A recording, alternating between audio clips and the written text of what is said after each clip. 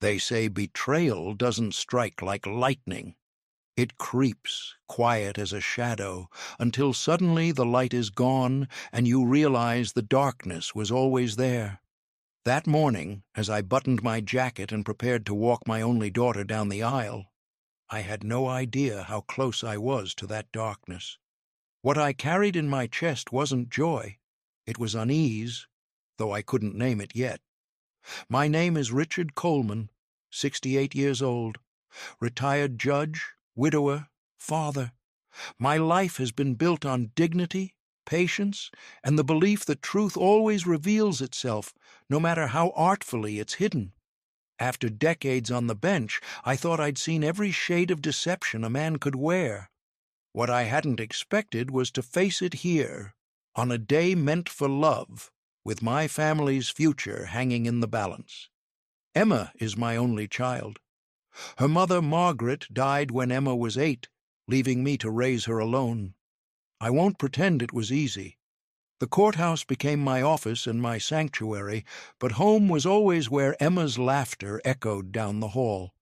She grew into a bright, strong young woman, maybe too trusting at times, but I never faulted her for it. Trust is what makes the world bearable. Betrayal is what makes it dangerous. When Emma brought home Daniel 2 years ago, I studied him the way a judge studies a witness. He had charm, an easy smile, and the kind of practiced politeness that puts people at ease. He was 32, a financial consultant, ambitious. My instincts, however, were restless. Something about his answers to casual questions, where he'd worked before, how he'd come to town, always sounded rehearsed. But Emma glowed around him, and I, an old man tired of battles, chose not to sharpen my sword without proof. Now the church was dressed in white flowers, the air heavy with perfume and anticipation. Guests filled the pews, heads craned for a glimpse of the bride. Emma stood at the back with me, her arm linked through mine. She was radiant, trembling slightly as brides often do. "Ready, Dad?" she whispered. I gave her hand a squeeze. "Always."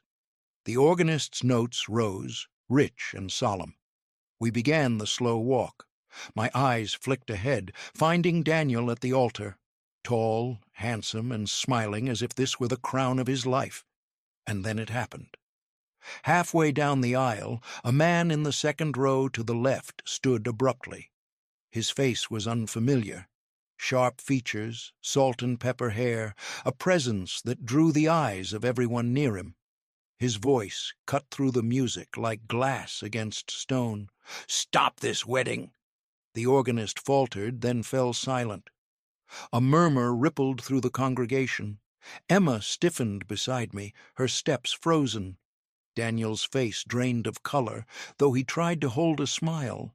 The stranger's gaze swept the room, then locked on Daniel. "This man is not who he claims to be."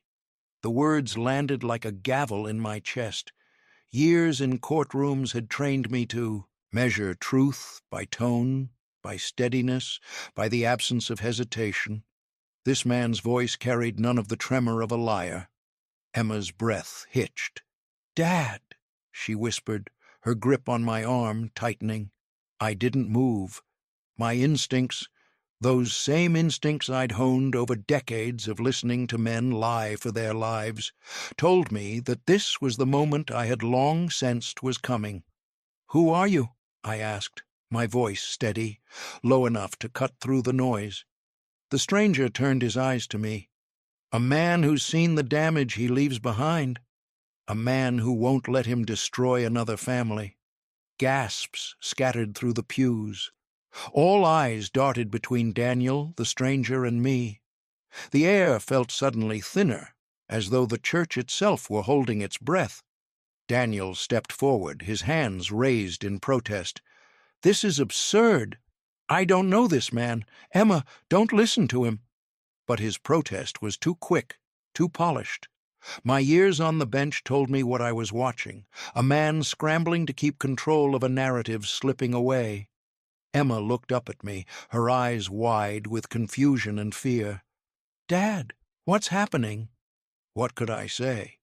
That the very unease I had swallowed for months was suddenly standing before us, given shape and voice? That every instinct I'd ignored was now screaming in my chest? I didn't answer her. Not yet. Instead, I studied Daniel. Not the mask he wore for guests, but the flicker beneath it, the jaw that tightened, the slight tremor in his hands. For the first time, I saw the wolf beneath the wool. The stranger's words still rang in the air, not who he claims to be. And in that instant I knew this day was not going to end with vows and rings. It was going to end with truth clawing its way to the surface, no matter how many lives it tore apart in the process. The aisle stretched endlessly before me, but the walk had already ended. The moment of celebration was gone. In its place stood something far more dangerous. The church had fallen into that uneasy silence that feels heavier than noise. Eyes darted, whispers fluttered, and the stranger sat down again as if his work was already done. The ceremony was suspended, hanging in the air like a verdict yet to be read. Emma trembled beside me, torn between her dream of a wedding and the sudden fracture in reality. I should have been thinking of her comfort, of smoothing the moment, but my mind turned elsewhere, backward, through years of memories, searching for cracks I'd ignored. Emma had always been the center of my world. After Margaret's death, there were long nights when grief threatened to hollow me out entirely. It was Emma's presence, her small hand gripping mine, her insistence that I still smile for her, that kept me upright. Raising her alone was both burden and blessing.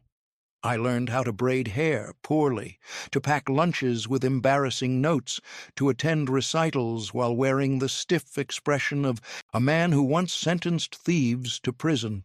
She deserved every ounce of love I could give. When she introduced me to Daniel, I told myself she had finally found someone who could carry that same devotion into her adult life. Still, my old habits lingered. As a judge, you learn that the sweetest words often mask the darkest intentions. And Daniel's words were very sweet. The first dinner we shared remains clear in my mind. He arrived with flowers, lilies, Margaret's favorite, though he couldn't have known that. He complimented the house, asked polite questions, and spoke of ambition. He said he was a financial consultant, helping small businesses manage investments. His stories painted him as a self-made man, someone who had struggled in his youth but built a future through discipline. It all sounded commendable, but certain answers struck me as too smooth.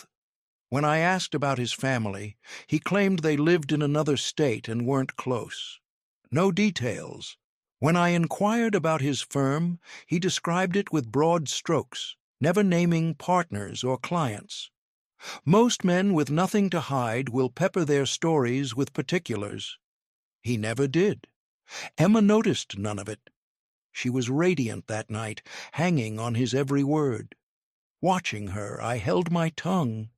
After all, what father wants to be accused of overprotectiveness? Over the following months, Daniel integrated himself into our lives with alarming ease.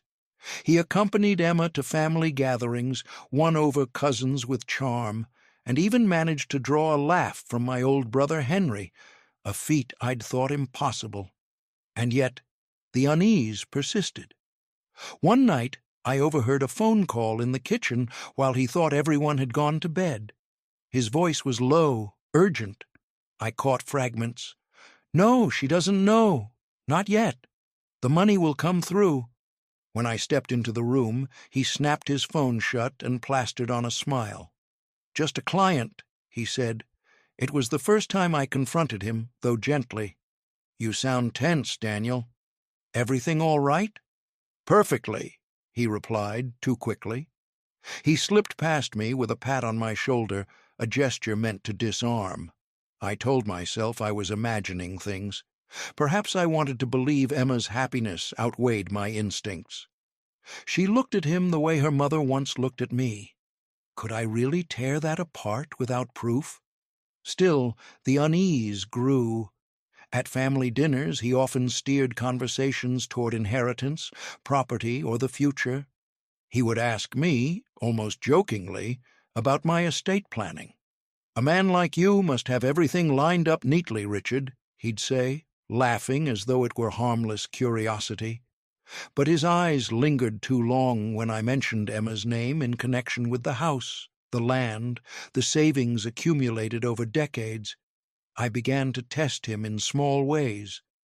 I mentioned fictitious investments, watching whether he would feign familiarity. He did, every time, nodding sagely, as though my invented companies were household names. He never once admitted ignorance. That, more than anything, told me I was dealing with a man who valued the appearance of knowledge above truth. The second confrontation came one rainy evening when he dropped by unannounced. Emma was upstairs. I poured us each a whiskey. He accepted his too eagerly, and I asked, "What do you truly want with my daughter?" His eyes flickered just briefly before he smiled. "Happiness, of course. Isn't that what every man wants?" "Every man says that," I replied evenly, "but only some mean it." The smile tightened. "Do you doubt me?" "I've spent my life doubting men who came before me in court," I said, leaning back. "It's what kept justice alive." He chuckled, though the sound lacked warmth. "Then maybe it's time you rest, Judge Coleman." "Let Emma make her own choices," the way he said it, sharp beneath the sugar, lodged in my chest. When Emma came downstairs, he was all charm again, helping her with her coat, kissing her hand, and I, like a man watching storm clouds gather on the horizon, stood by, silently, waiting. Now, standing in the church with the stranger's accusation still echoing, those memories came rushing back in brutal clarity. The signs had always been there, scattered like breadcrumbs. I had ignored them for her sake. The question now was whether Emma could ignore them too. The silence in the church stretched like a taut rope, threatening to snap. The stranger had spoken his piece and sat, but his words lingered in every corner. "This man is not who he claims to be."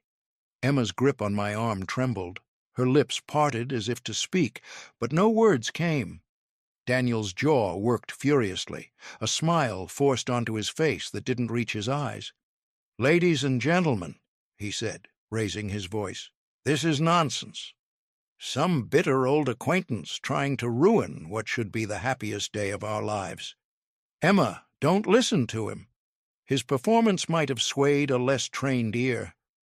But I had spent my life separating truth from performance. His voice carried the practiced cadence of a man trying to seize control, not the steady conviction of innocence. The priest shifted uneasily, looking to me, then to Emma. Guests murmured, the tension becoming unbearable. Finally, Emma whispered, "Dad, please, what do we do?" I kept my voice low, steady, the way I once spoke to juries. "We listen." Daniel turned sharply to me, eyes flashing. "Richard, this is ridiculous. You can't possibly entertain this." But I ignored him, raising my gaze to the stranger. "You've spoken boldly in sacred ground. You must have reason. Speak it plainly." The man rose again, nodding in gratitude for the chance. His voice was grave. "My name is Thomas Gray. 3 years ago, Daniel Hartley courted my niece, promised her stability, love, a family. Instead, he drained her savings, left her in debt, and vanished. He moved to this town under a new name, hoping to start fresh. He's not here for love, he's here for money." Gasps scattered through the pews. Emma stiffened beside me, her face pale. Daniel barked a laugh, forced and harsh. "This is absurd." A fabricated story from someone desperate for attention. I've never met this man in my life. But Thomas didn't flinch. He reached into his coat pocket and pulled out a folded envelope. I came with proof. Bank records, legal notices, even photographs. He extended the papers toward me. I hesitated only a moment before releasing Emma's arm and stepping forward. The aisle that had once promised joy now felt like a battlefield. I took the envelope, opened it with deliberate care, and examined the contents. My breath slowed. There they were, withdrawal slips signed by Daniel, court filings listing him as respondent in a civil suit, and a photograph, Daniel, younger but unmistakable, arm around a smiling young woman who bore a resemblance to Thomas.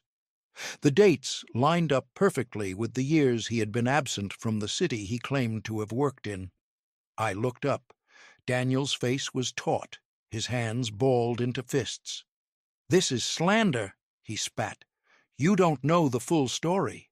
She was unstable, reckless with her money. I tried to help. The excuses flowed too quickly. He'd used them before, rehearsed them, and now they spilled out without conviction. Emma's voice cut through, shaking. "Daniel, is this true?" He froze. For the first time since I'd known him, his mask cracked. His eyes darted from her to me, then to the crowd. Sweat gathered at his temple.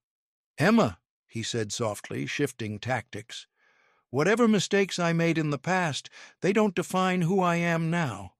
You and we're different. Don't let some stranger ruin what we have." But her eyes were wide with hurt. She turned to me, silently pleading for guidance. I had faced hardened criminals, smooth-talking swindlers, men who thought they could outwit justice. I knew what stood before me, a predator who thrived on trust. "Emma," I said gently, "truth doesn't need defending. Lies always do." The guests were no longer murmuring. They stared, waiting, as though the fate of the ceremony lay in my words alone. Daniel's smile snapped. His voice dropped low, venomous. "You've never wanted me in this family, Richard. You can't stand the thought of anyone else protecting her. This is about control, not truth." I met his glare steadily. "I have no need to control my daughter, but I will not watch her walk into ruin." The third confrontation, subtle but unmistakable, had begun. The balance between us was shifting. The priest, pale and sweating, cleared his throat. Perhaps we should pause the ceremony." Emma swayed slightly, her dreams unraveling before her eyes. Tears welled but did not fall. She looked at Daniel once more, as though searching for a final reassurance. He offered none, only a desperate plea with his eyes. The stranger, Thomas, sat quietly now, his role played. But his presence had detonated something larger than the ceremony. I folded the papers, tucked them into my jacket, and guided Emma gently away from the aisle. Her steps were slow, hesitant, as though each movement was an admission that her world had shifted. Behind us, Daniel stood rigid, fury radiating off him. He had been unmasked, but predators rarely retreat quietly. I knew this was far from over. As we reached the back of the church, Emma whispered, "Dad, what if it's all true?" I looked down at her, my heart breaking at the fear in her eyes. "Then, my dear, the wedding was never meant to be, and the fight has only just begun." That night, after the church had emptied and the whispers had faded into the dark, I sat alone in my study. The envelope from Thomas lay open on the desk, its contents spread before me like evidence at trial. The whiskey in my glass trembled faintly with the shake of my hand, not from fear, but from something older, colder, the sense that a reckoning was coming.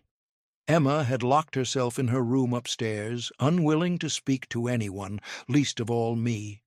The house was filled with her muffled sobs, a sound I hadn't heard since she was a child grieving her mother. I wanted to go to her, to soothe her pain, but I knew my role had shifted. I wasn't only her father now, I was her shield, and shields are not always gentle.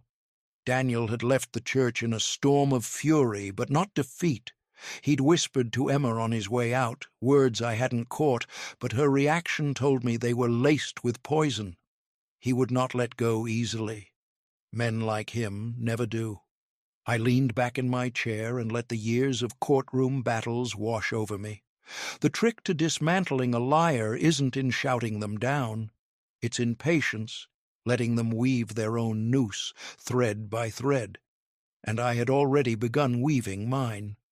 For months I'd kept my instincts close, not wanting to appear meddlesome in Emma's happiness. But those instincts had led me, quietly, to a precaution.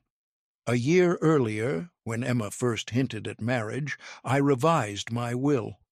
The estate, the house, the savings, the land my father had left me, was placed into a trust Emma could only access under certain conditions. Marriage was not one of them. Neither was any spouse's claim. It was a cage invisible to Emma, but iron-locked against opportunists like Daniel. It was my first safeguard. Now it would become my blade. 2 days after the aborted wedding, Daniel appeared at my door. He didn't knock gently. His fists struck the wood like hammers. I opened it calmly, a mask of neutrality on my face. "Richard," he said, stepping in uninvited, "we need to talk." I let him. Predators grow, careless when they believe they have the upper hand. He paced the living room, his movements sharp, restless. "Emma's devastated. She loves me. And you let that stranger ruin everything. Do you know what people are saying? Do you know how this makes us look?" "Us?" I asked evenly. He stopped pacing, turned. "Yes, us. A family. Unless you've forgotten, I'm going to be your son-in-law." I met his stare without blinking. "That depends on Emma." And on truth, his jaw tightened. He leaned closer. "You think you've won something, waving those papers around. But you haven't. Emma believes me, not you. She thinks you're manipulating her. That was his strategy, to fracture the bond between father and daughter, to turn her love into a weapon. He underestimated us both." I rose slowly, walked to my desk, and retrieved a folder. Placing it on the table between us, I said, "You may think me an old man clinging to control, but I have prepared for men like you my entire life." He frowned, curiosity breaking through his anger. "What is that?" "My will. Revised. Last year I tapped the folder. Everything I own, every cent, every acre is protected. Emma cannot grant you access. Not now, not ever. Even if she wanted to. You could marry her tomorrow, and it would change nothing." The color drained from his face, though he tried to hide it with a sneer. "You don't trust your own daughter?" "I don't trust you," I said plainly. For the first time he faltered. His shoulders stiffened, his mouth opening and closing without words. He hadn't expected resistance this firm, this final. I leaned closer, lowering my voice. "You came here thinking me an obstacle, but I am the wall you cannot climb. You may deceive my daughter, charm my relatives, win the applause of strangers, but you cannot touch what I have built, not without going through me." The room was still. His mask had slipped entirely now, revealing the hunger beneath. His eyes no longer sparkled with charm. They burned with resentment. He spat on the floor, a crude, final gesture, and stormed out. The door slammed hard enough to rattle the windows. I remained standing, calm, but my pulse thundered. The first twist had landed. He thought himself in control, but I had already stripped him of the prize he sought most. Now he would fight harder. Desperation always makes men reckless. Upstairs, Emma's door creaked open. She had heard enough of our exchange to step into the hallway, eyes red from crying. "Dad," she whispered, "why are you doing this?" I looked at her, my heart aching at the sight. "Because I love you," I said, "and because love without protection is nothing more than hope. and hope alone cannot stand against men like him." She said nothing, only turned and closed her door again. But I knew, in that silence, the tide had shifted.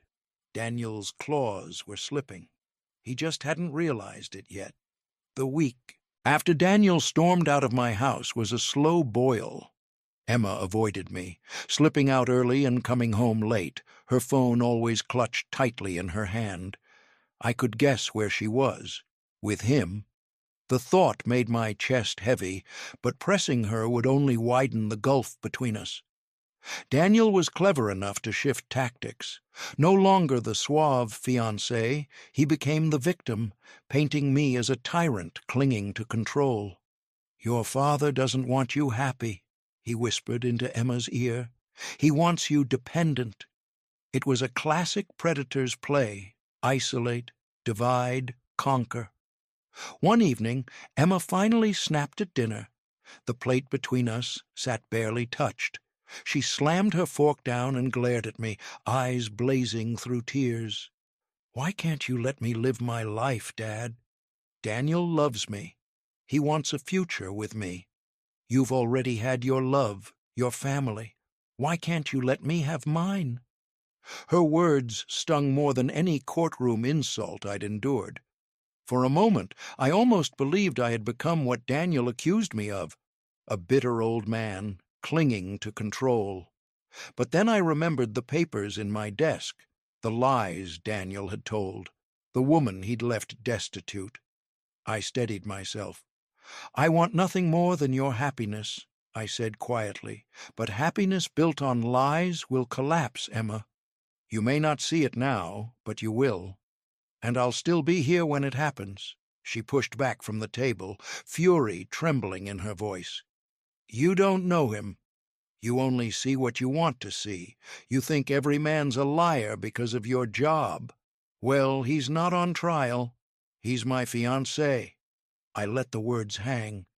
To argue further would only drive her closer to him. Later that night, I stood in the doorway of her room, watching her sleep curled against her pillow, the glow of her phone still faint on the nightstand. She was 28, grown, capable, but in that moment she looked like the little girl I used to carry up the stairs after she'd fallen asleep on the couch. My daughter, still mine to protect, even if she no longer wanted my shield. It was 2 nights later that Daniel came again, not to charm this time, not to plead. He came to threaten. The knock was sharp, impatient. When I opened the door, he was already pushing past me. His smile was gone. Only raw hostility remained. "You think you're clever," he said, pacing like a caged animal, "locking away your money, waving papers in my face. But you can't keep her from me. She loves me, Richard. That's all that matters." "Love and obsession are not the same," I replied evenly. His head snapped toward me, eyes narrowed. "You're going to regret crossing me. Do you understand? Men like you, sitting on piles of wealth while the rest of us scrape by. You think you can control everything, but she sees me, she needs me, and when she chooses me over you, you'll die alone in this house." The venom in his words was real now. No charm, no mask, just hunger. I stood, unshaken. "You may frighten others with threats, Daniel, but I've stared down murderers who promised me worse. I am not afraid of you." He stepped closer, close enough that I could smell the sharp tang of whiskey on his breath. "You should be." For a heartbeat we stood like that, 2 men locked in silent war. Then Emma's voice cut through the tension. "Daniel?" She stood at the top of the stairs, pale, her robe cinched tightly. She had heard enough. Instantly his demeanor shifted. He plastered on a smile, softened his voice. "Emma, sweetheart, I just came to talk to your father."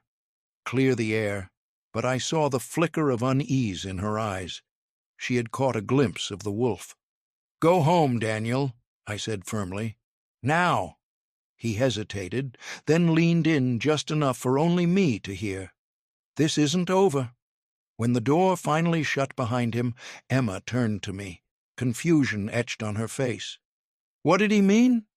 I could have told her everything, laid bare the venom, the threats, the desperation, but something stopped me. She needed to see him fully for herself, or she would never believe me. Instead, I said, "It means the truth always comes out, one way or another." That night, sleep eluded me. I paced the halls, mind turning over every angle. Daniel was pressing harder, growing reckless. Good. Recklessness is the enemy of deception. It leaves trails, cracks, mistakes. All I needed was patience, and the will to strike when the mask slipped completely. The escalation had begun. The storm was gathering, and in the dark of that long night, I felt the weight of decades of judgment settling on my shoulders again. Only this time, the courtroom was my home, and the sentence yet to be delivered was personal. The morning after Daniel's threat, I rose before dawn. Old habit. Years on the bench had trained me to rise with the weight of decisions heavy in my chest. But this morning, something else stirred in me. Not dread, but clarity. I had been patient long enough. Daniel believed he was pressing me into a corner, but he hadn't realized I'd been building my own case against him. Quietly, carefully, as I had done with countless liars before. And now I had all I needed. It began with Thomas Gray, the stranger at the wedding. Emma thought his arrival was coincidence, a cruel intrusion. What she didn't know was that I had been the one to reach out. Weeks earlier, my instincts had driven me to investigate Daniel's past. Through an old colleague, I had tracked down whispers of debts, of a woman left broken. That trail led me to Thomas. When I called him, he was reluctant at first, his voice tired from carrying his niece's grief for years. But when I explained who Daniel was now pursuing, my daughter, his hesitation melted into resolve. He agreed to come, not just to speak, but to confront. It had been my gamble, allowing him to stand in that church.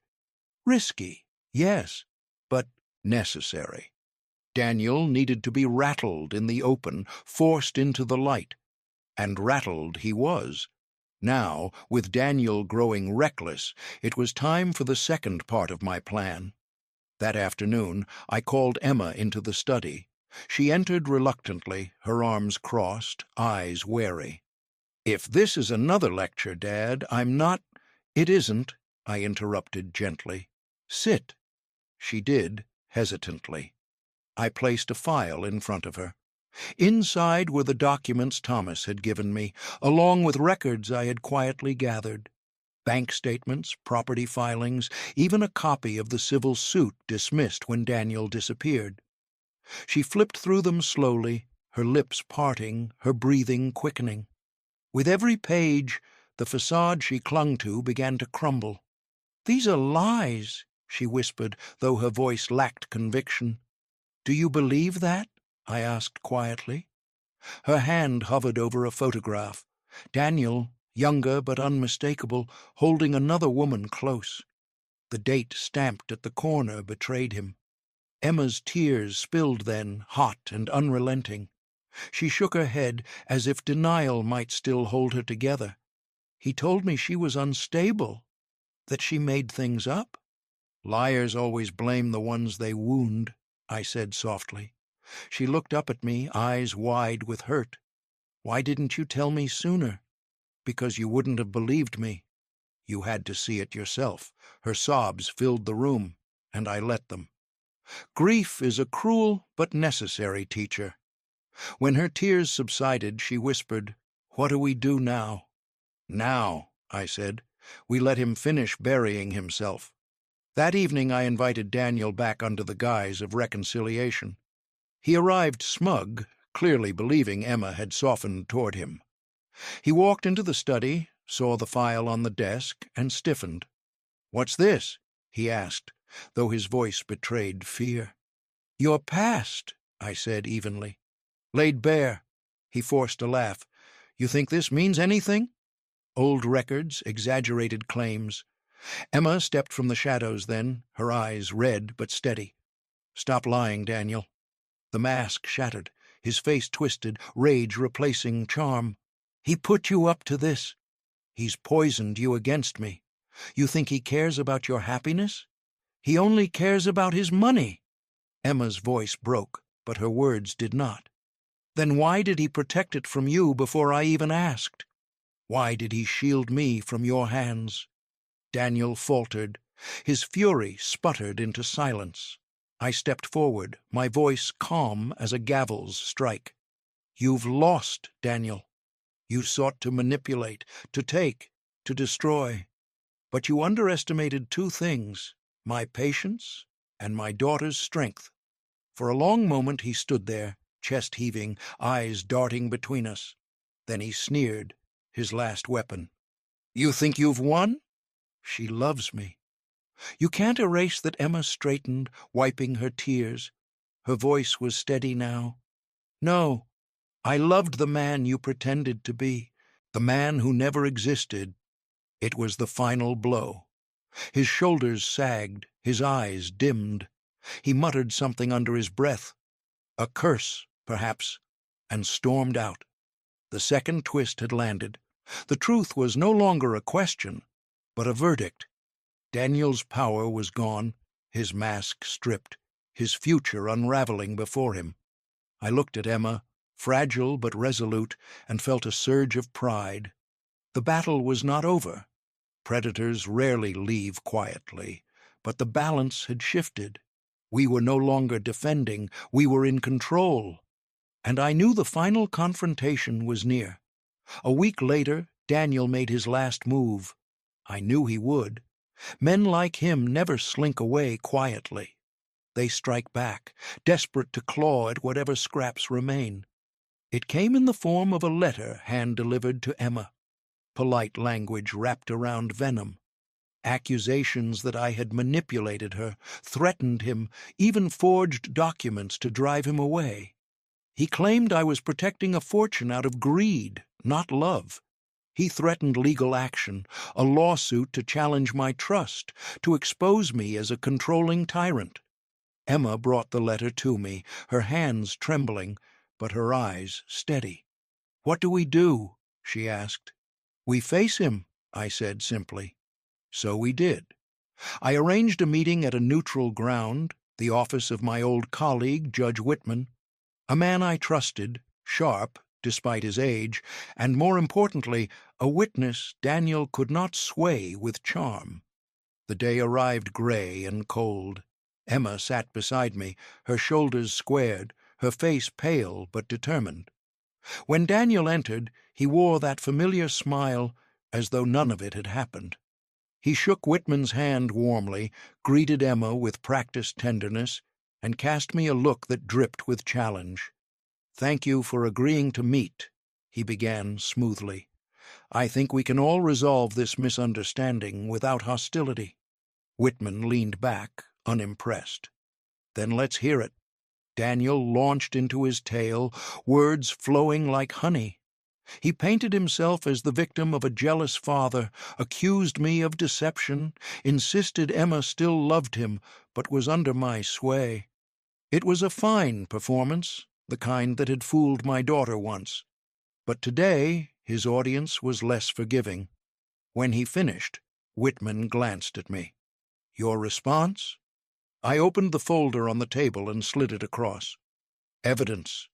Bank withdrawals, civil filings, testimony from Thomas Gray and his niece.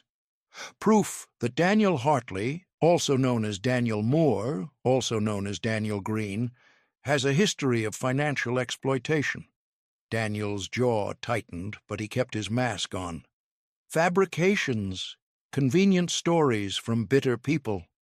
Emma spoke then, her voice breaking but resolute. "Stop, Daniel. I've seen the documents, I've seen the photos, I know who you are."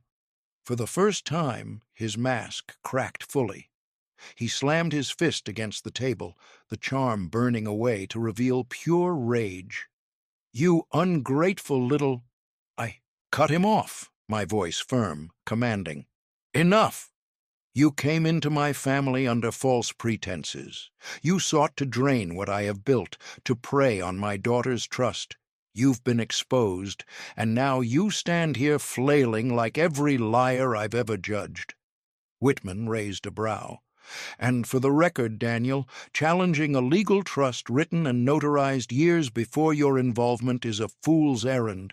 You have no claim." None. Daniel's face twisted. "This isn't over. I'll find another way."